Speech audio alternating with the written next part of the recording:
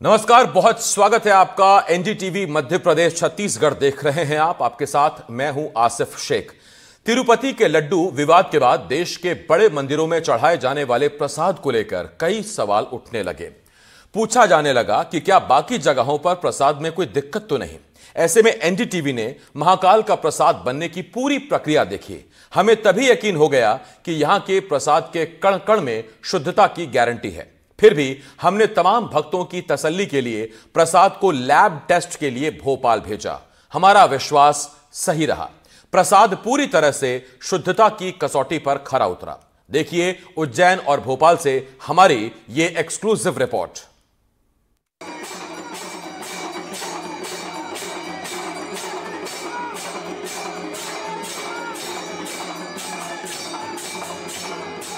महाकाल का दरबार,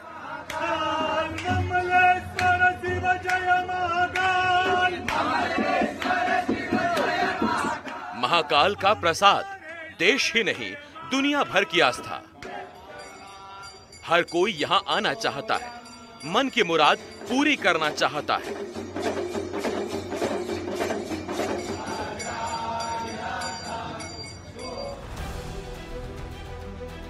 तिरुपति विवाद से आस्था पर पहुंचे आघात को देखते हुए एनडीटीवी ने एक बड़ी पहल की। हमने महाकाल के प्रसाद की गुणवत्ता की जांच का बीड़ा उठाया। हालांकि हमें यकीन था कि महाकाल का प्रसाद शुद्ध है, 100% शुद्ध है, लेकिन श्रद्धालुओं के मन में उठी शंकाओं को भी दूर करना था। हमने महाकाल के दरबार से प्रसाद खरीदा। इस समय हम महाकाल मंदिर परिसर में मौजूद है। यहाँ पर हम चूंकि लड्डू प्रसाद लेना है, क्योंकि माना जाता है कि लड्डू प्रसाद जो है महाकाल मंदिर का, वो देश में सबसे शुद्ध और गुणवत्तापूर्ण है। इसीलिए हम यहाँ का लड्डू प्रसाद लेना है। ये आप देख रहे हैं कि पीछे काउंटर है हमारे। इस लड्डू प्रसाद के काउंटर से हम प्रसाद लेंगे और इसको जांच के लिए भोपाल भेजेंगे। तो आइए हम आपको दिखाते हैं कि यहाँ पर लड्डू प्रसाद लेते हैं और यहाँ से जो लड्डू प्रसाद लेके हम भोपाल पहुंचाएंगे, जिसकी जांच वहाँ के लैब में होगी। भैया 250-250 ग्राम के लड्डू प्रसाद के पैकेट दे दीजिए। कितने रुपए लड्डू प्रसाद के पैकेट का? 250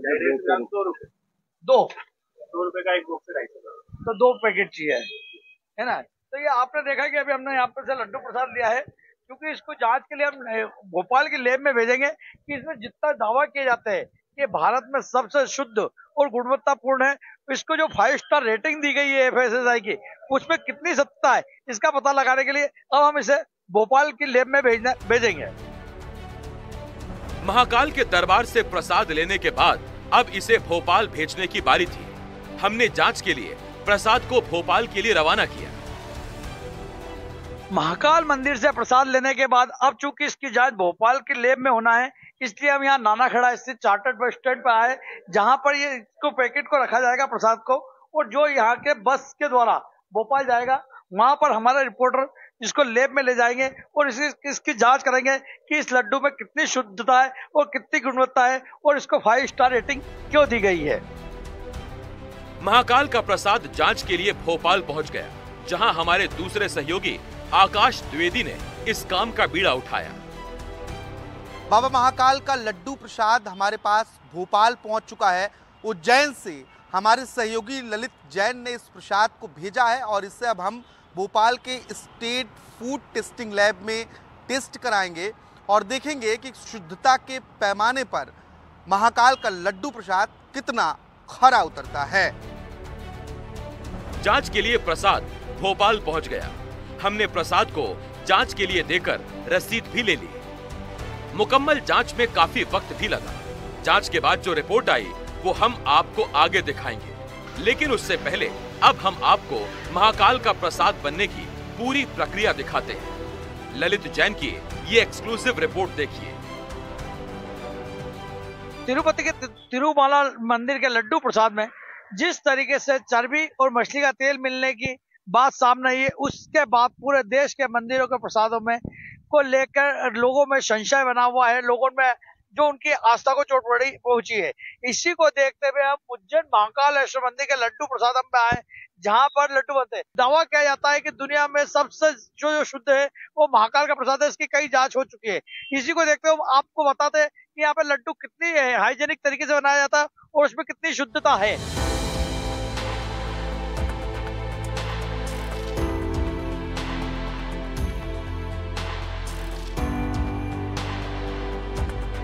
त्रिपाठी जी बताइए कि लड्डू बनाने की प्रक्रिया कहाँ से शुरू होती है, किस तरीके से?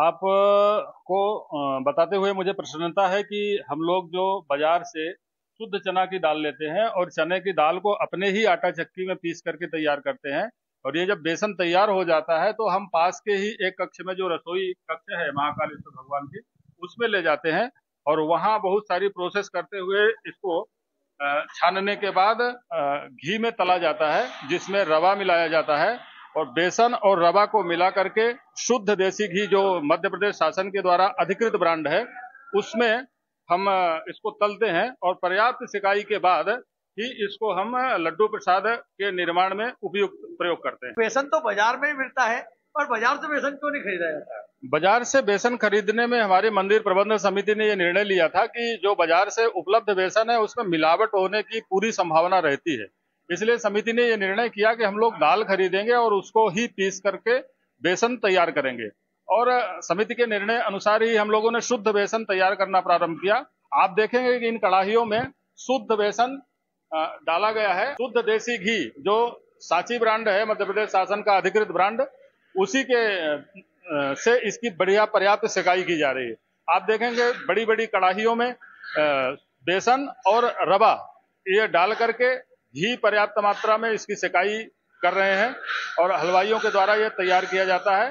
ये अभी ताजा ताजा देखिए गर्मा गर्म अभी निकाल करके इसमें रखा ही है, और ये इसके ऊपर जो कड़ाहियों के दिख रहा है, ये कोई एक बूंद पानी का उपयोग यहाँ नहीं होता है, पूरी तरह से ये घी तैर रहा है, और ये घी अब जो इनकी परात में निकल गया है, पूरा लड्डू सिकाई होकर के जो परात में निकाल करके ठंडा किया जा रहा है।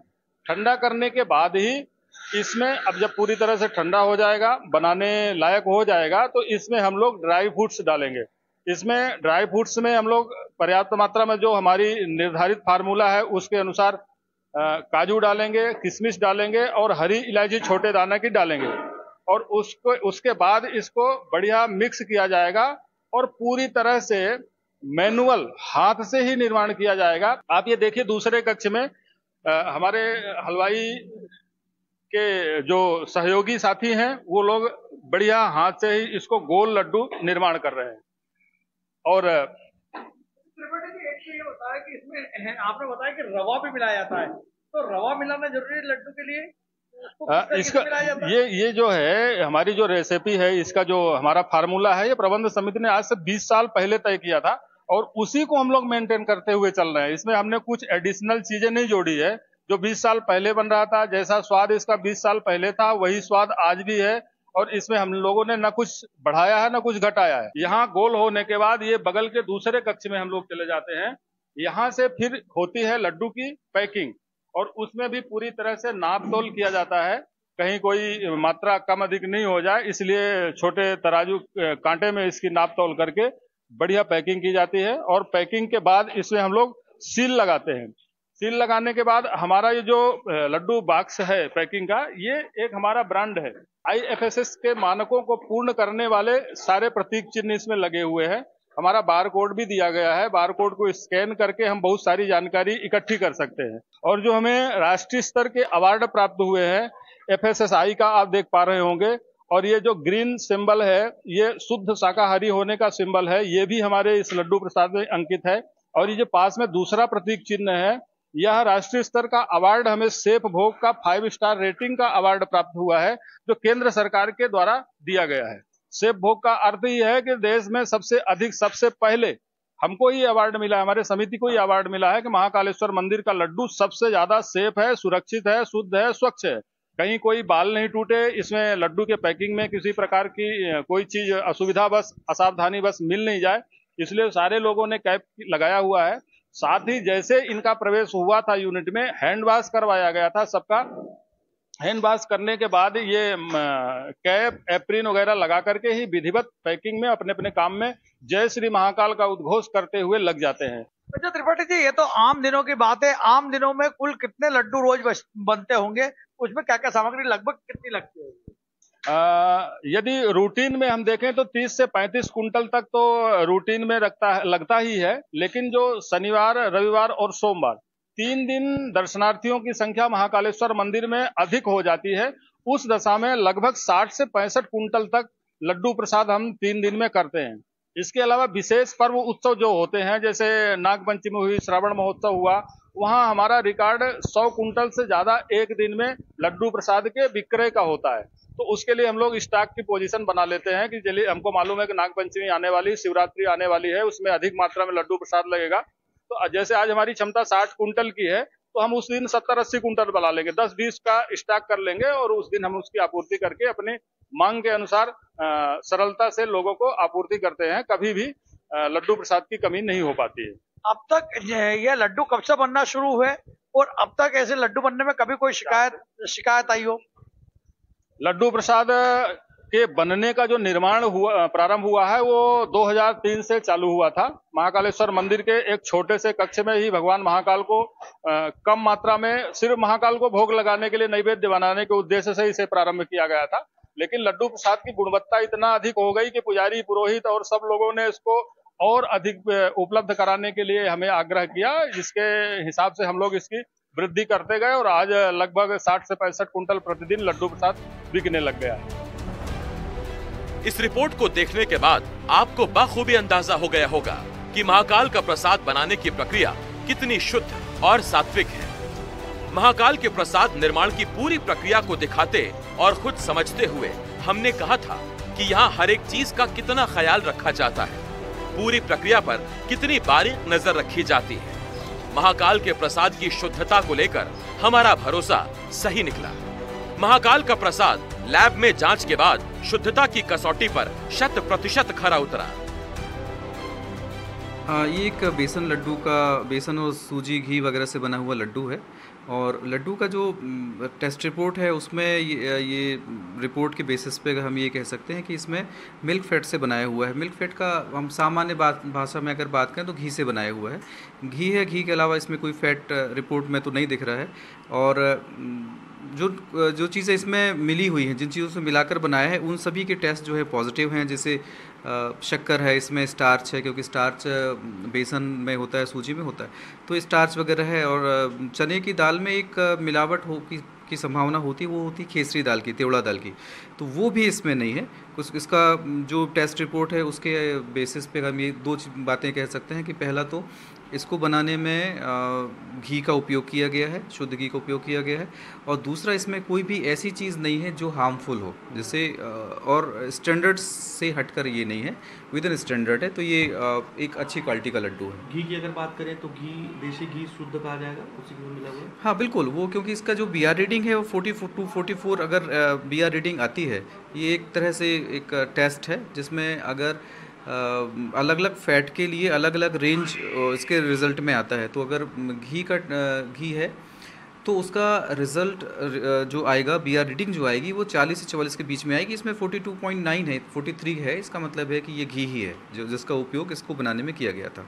बाबा महाकाल का प्रसिद्ध लड्डू प्रसाद शुद्धता की कसौटी पर खरा उतरा है। जी हाँ, NDTV ने भोपाल के स्टेट फूड टेस्टिंग लैब में बाबा महाकाल के प्रसिद्ध लड्डू प्रसाद की जांच कराई और इस जांच में पाया गया कि यह प्रसाद पूरी तरीके से शुद्ध है। इसमें मिलाया जाने वाला घी, बेसन और सूखा मेवा, इसके साथ शक्कर भी मानकों पर खरा पाया गया है, शुद्ध पाया गया है। NDTV ने पहले भी ये बताया था कि किस तरीके से बाबा महाकाल का प्रसाद शुद्ध है। अब आइए एक बार फिर से आपको जैन लिए चलते हैं और मेरे सहयोगी ललित जैन ये बताएंगे कि कैसे महाकाल का प्रसाद बनता है। अब कोई शक नहीं, कोई संदेह नहीं, हमारी उम्मीदों के हिसाब से ही महाकाल का प्रसाद शुद्ध है, कहीं कोई चिंता की बात नहीं। हमारे भोपाल के साथी आकाश ने जो महाकाल के लड्डू प्रसादी की भोपाल की लैब में जांच करवाई, जिसमें लड्डू पूरी तरह शुद्ध पाए गए।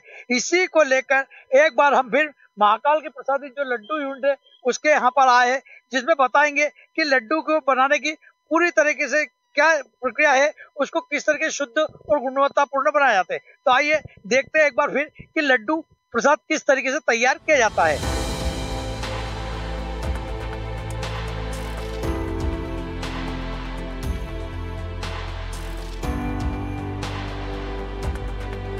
जो देखा कि भाई जो महाकाल के लड्डू प्रसाद है उसकी जो भोपाल की लैब में जांच हुई है, जिसमें ये बता रहे हैं कि वो पूरी तरह शुद्ध पाए गए।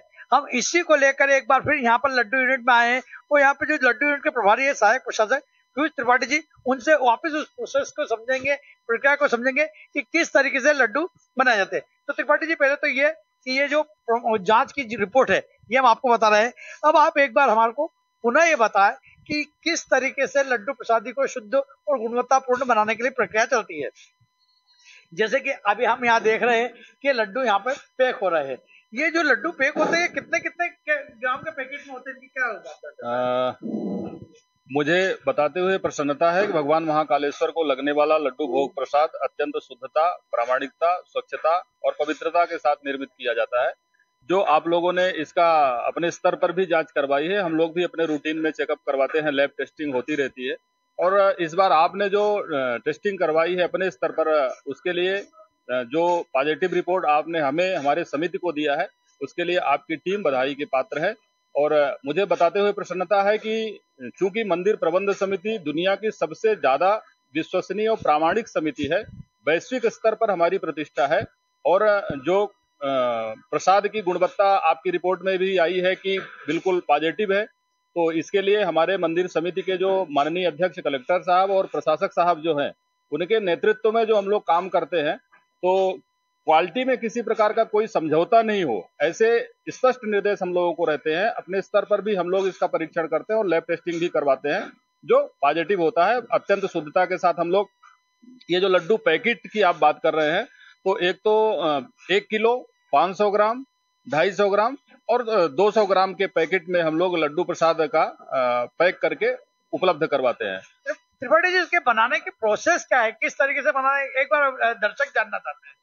लड्डू प्रोसेस बनाने की जो पद्धति है वो बिल्कुल हाइजेनिक तरीके से हम लोग इसको तैयार करवाते हैं। जो रॉ मटेरियल की सामग्री है, आप देख पा रहे हैं कि जो ट्रे में घी है, शुद्ध सांची घी, जो देसी घी है, मध्य प्रदेश शासन के द्वारा अधिकृत ब्रांड है, उसका ही प्रयोग करते हैं। और ये ट्रे बड़ी बड़ी रखी है, लड्डू प्रसाद का रॉ मटेरियल कंप्लीट होकर के तैयार है। अब ये गोला बन करके पैकिंग के लिए चला जाएगा। बड़ी बड़ी भट्टियां यहाँ चालू होती हैं और इसमें से पकाते हैं हम लोग, उसको सेक करके यहाँ इन ट्रे में निकालते हैं। ये जब ठंडे हो जाते हैं तो इसमें फिर हम लोग ड्राई फ्रूट्स मिलाते हैं। ड्राई फ्रूट्स में हम लोग काजू, किशमिश और हरी इलायची छोटे दाने की मिलाते हैं। जो प्रबंध समिति के द्वारा अप्रूव्ड इसका एक फार्मूला है, उस फार्मूले के अनुसार ही हम लोग करते हैं। इसमें कुछ भी कम अधिक मात्रा नहीं होती है, निर्धारित मात्रा में ही हम सारी सामग्री मिला करके प्रसाद तैयार करवाते हैं। त्रिपाठी जी, जैसे रॉ मटेरियल आता है तो उसकी जांच किस तरीके से कराई जाती है? रॉ मटेरियल के लिए जिला कलेक्टर साहब, जो हमारे मंदिर समिति के अध्यक्ष भी हैं, उन्होंने एक समिति खाद्य अधिकारी जो जिले के होते हैं उनको अधिकृत कर रखा है। पूरी टाइम जो भी सामग्री आती है उसका सैंपल हम लोग उपयोग करने से पहले ही सैंपलिंग करवा देते हैं और वो सैंपल लैब टेस्ट के लिए भेज दिया जाता है। और उसकी रिपोर्ट आने के बाद हम उस पॉजिटिव होने के बाद हम उस सामग्री को उपयोग कर लेते हैं। यदि सामग्री और क्वालिटी में कुछ कमी रहती है तो उसको हम तत्काल व्यापारी को बोल करके वापस कर देते हैं, वो सामग्री उपयोग में ही नहीं लेते हैं, इसलिए हमारी गुणवत्ता मेंटेन रहती है। त्रिपाठी जी, यहाँ पर लगभग रोज प्रतिदिन कितना लड्डू प्रसादी बनता है? सामान्य दिनों में 30 से 35 कुंटल तो प्रतिदिन किसी भी हालत में लगता ही है। और विशेष 3 दिन जो शनिवार, रविवार और सोमवार होते हैं, यहाँ महाकालेश्वर के दर्शन करने में श्रद्धालुओं की संख्या अधिक मात्रा में होती है, तो 60 से 65 कुंटल तक लड्डू प्रसाद हम लोगों को बना करके उपलब्ध करवाना होता है। विशेष पर्व जो होते हैं, जैसे श्रावण महोत्सव है और शिवरात्रि इत्यादि है, उन अवसरों पर 100 से 150 कुंटल तक लड्डू प्रसाद प्रतिदिन विक्रय और निर्माण होता है। अच्छा, आज यहाँ पर काम बंद दिख रहा है, उसकी कोई वजह? इसकी वजह यह है कि कल हम लोगों ने स्टॉक पोजीशन कर ली थी। हमारे पास लड्डू की कोई कमी नहीं है। 2 दिन भी काम बंद रहे तो भी हमारे यहाँ लड्डू की कोई कमी नहीं आएगी।